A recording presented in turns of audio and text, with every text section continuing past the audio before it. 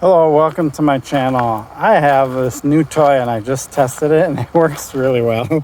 So it's this OBSBOT and it basically just accepts my phone. Pretty cool. And what's different about this one is that it doesn't use my phone camera to track. This actually was on a Kickstarter. I don't remember how long ago. I remember seeing it. And they make some better versions of this. They make one that has a camera up here and they use that camera, and then there's one that actually does all the accesses, but this is the least expensive and will do my phone. But it uses its own camera for tracking, so it's tuned to track me and it works really good. I don't have to have an app on my phone or anything to make this work. Unlike the DJI one, Osmo or whatever it was called, that one just doesn't work for crap. It always loses track of me. This one, even if I'm on my bike and I go quite a ways away, it tracks me. So that's my plug for this little tool that I'm using. For this how-to I'm gonna do right now. And the how-to is what happens when you have some logs in the trail. This is, I just went and stole some of those, in case you're wondering. Pretty obvious, huh? But this is a little small, but I want to start out with that to show you like how you can get over something like this. So if you've watched my videos before where I talk about popping up the front wheel and popping up the back wheel, and I've talked about the row and anti-row and all of that stuff, you really want to nail that stuff down. This right here is a perfect application for those skill sets. It's not always just about jumping and getting air or doing drops, things like that. Sometimes you're just riding a trail, and I've actually had times when there's a downed tree and I just frickin' pop right over it. Or there's actually trail features that are log rides. Usually they're a little bigger than this, but this is a good starting point. And what a lot of riders do is they just think the best option is to just ride along and just run into it and just be like, boo, and let their bike handle it. I'm going to show you how to do this a lot smoother than that. And it's going to take some work and some skills to ride over this. And it's a lot faster, a lot smoother. And it's just a way better method than just running over stuff and expecting your suspension and your bike to handle everything. So let's get to it, a little bit more details on how this works and how best to tackle something like this. All right, so here's my bike, here's the logs, and what am I missing? Give me a second.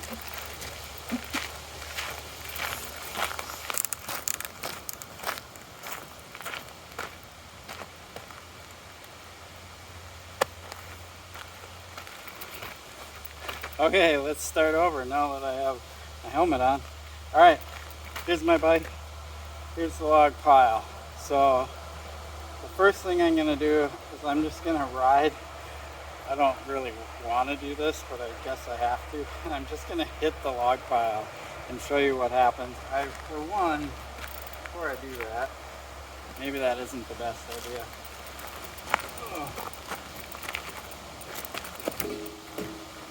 Yeah.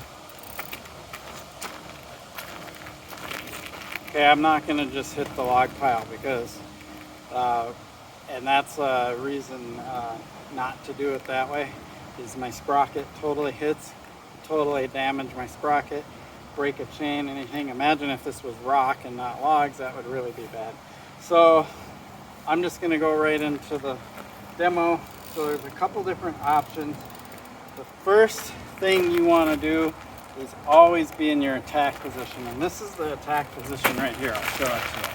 Attack position is right here, pedals level, soft knees, in this body position. Don't be seated and riding into stuff. That's not what you want. You want to be standing, pedals level to the ground, in that ready position, just like this. Right here. This is what you want.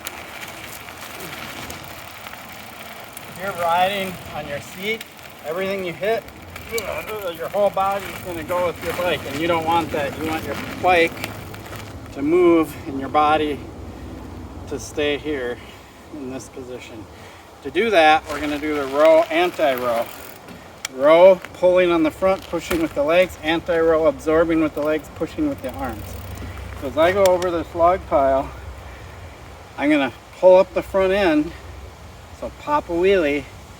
My goal is to set my front tire onto the top log. I don't want to set it over the log. I want to just set my front tire right onto the top log. And then once I do that, I'm going to do the anti-row and thrust the bike forward, popping up my back wheel and going over. So let me just demo real quick, and then I'll talk about what I do.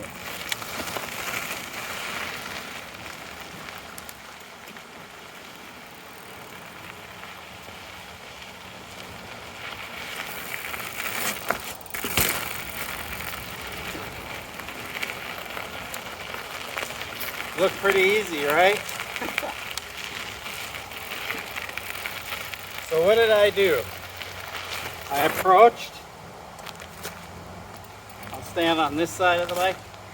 I approached the log. Imagine I'm on the bike.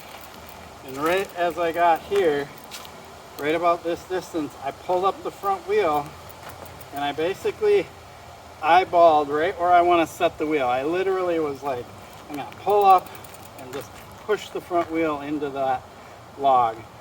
And that's right as I did that, I started the anti-row. I pushed, and then I sprung up with my legs, absorbed, pushed forward on the bars, popped the back wheel up, hit here, and went over. So it was like pop, pop. Without the logs, this is what it looks like.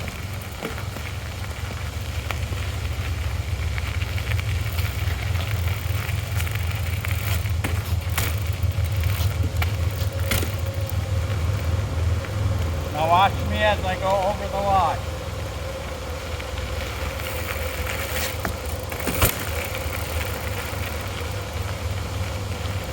I was going really slow right there, so I had to actually like really thrust.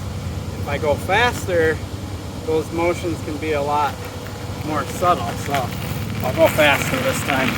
Ooh, I like this tracking.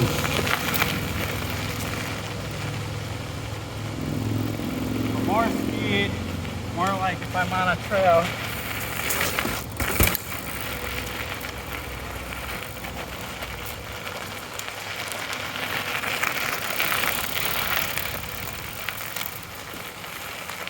So what I want you to do is notice how my bike is going all this way. It's going up, and it's going over, but notice my body is not going, I'm centered and perpendicular to the ground while the bike is doing this stuff.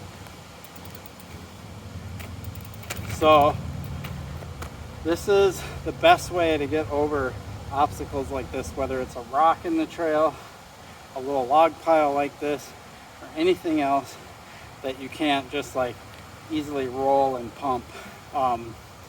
So let me set this up to do this in slow motion so you can see it easier.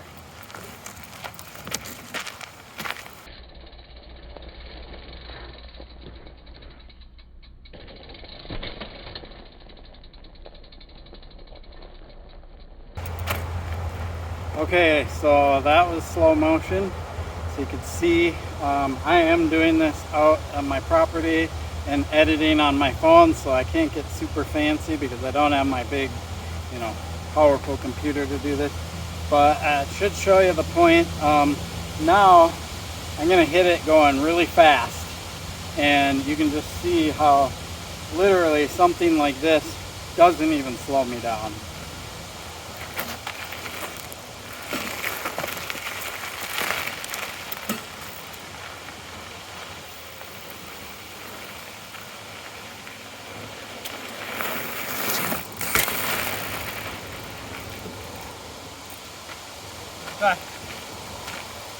That felt like super smooth. Like I said, didn't even slow me down. Didn't even phase me. So if I was in a race or really trying to go fast, boom, something like this was nothing. So having this skill is really important. If you want to practice it, you need to first learn how to pop up your front wheel, then learn how to pop up your back wheel. Then after that, probably the bunny hop, because essentially, if you think about what I'm doing, I'm pulling up the front wheel and then I'm just setting it here and then doing the second half of the bunny hop. Really, I'm just not pulling really hard on the front end.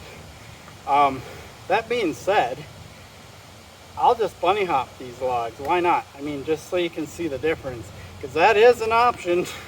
You think you can clear them, you can bunny hop them, but to me, this technique that I'm doing where I put the wheel on the log, it uses less energy than a bunny hop.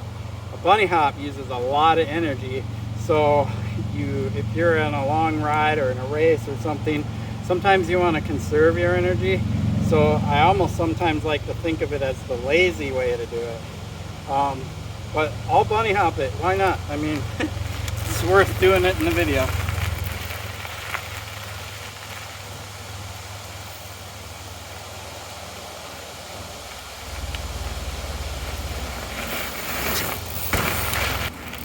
Okay, that was the bunny hop. That was a lot more effort than just tapping the front wheel and then kind of bouncing over with my back wheel, or however you want to look at it.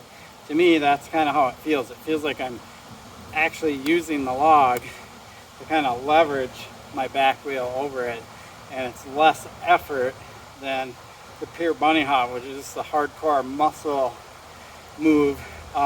And so you choose what you want to do. But if you're not able to bunny hop something like this, or even if this was even a little bigger and it was too big to bunny hop, that tapping the front wheel up on top and then pushing through and over still works.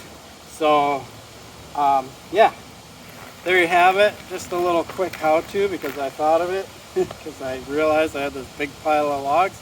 A little too heavy for me to make this bigger, but maybe either I'll try to make a bigger log pile, or I'll find a log pile at a trail and do a how-to on that at some point, because there are some log piles that are literally like, you know, this big or whatever, and they're not really possible to bunny hop over.